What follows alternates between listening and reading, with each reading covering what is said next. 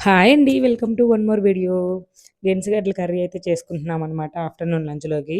ఈ గెనుసుగడ్డల కర్రీ మేము చిన్నప్పుడు ఎక్కువగా చేసేవాళ్ళు. ఈ మధ్య కాలంలో దొరకట్లేదు. తక్కువ దొరుకుతున్నాయి.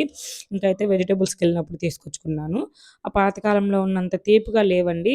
యావరేజ్‌గా ఉన్నాయన్నమాట టేస్ట్ అయితేను. ఇంక ఉడకబెట్టుకొని కొంచెం సప్పగానే ఉన్నాయి. ఇంక వీటితో కర్రీ చేసుకుంటే బావుంటదని చెప్పి ఇంకైతే కర్రీకైతే అన్నీ రెడీ చేసుకున్నాను. ఉల్లిపాయలు, టమోటాలు కట్ చేసుకున్నాక గ్యాస్ మీద అయితే కడాయి పెట్టుకొని ఆయిల్ వేసుకొని తిరగమాత గింజలన్నీ వేసుకున్నాను.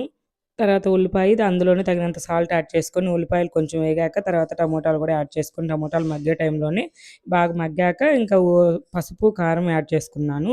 వీటిల్లోనే ఇంక ఇవి గెనుసుగడ్డలండి కట్ చేసి పెట్టుకున్నాను ముక్కలు ముక్కలుగా. ఈ గెనుసుగడ్డలైతే వేసుకున్నాను. కూర టేస్ట్ బావుంటది. ఆలు కర్రీలాగా కాదు గానీ డిఫరెంట్ టేస్ట్‌గా బావుంటదనమాట. ఆలు కర్రీలో అయితే చింతపండు పులుసు వేయము. దీంట్లో మాత్రం చింతపండు పులుసు వేస్తామనమాట. టేస్ట్ అయితే బావుంటది. ఎవరైనా ట్రై చేయకుంటే ట్రై చేయండి. టేస్ట్ అయితే బాగొచ్చుద్దనమాట. అలాగే మన వీడియోస్ నచ్చితే లైక్ చేసి మన ఛానల్‌ని సబ్స్క్రైబ్ చేసేయండి. ఇలాగ చింతపండు గుజ్జేసి ఉడికిచ్చేసా. లాస్ట్‌లో కొత్తిమీర చల్లి ఇంక గ్యాస్ ఆపేసుకోవడమే. Bye bye. Thanks for watching.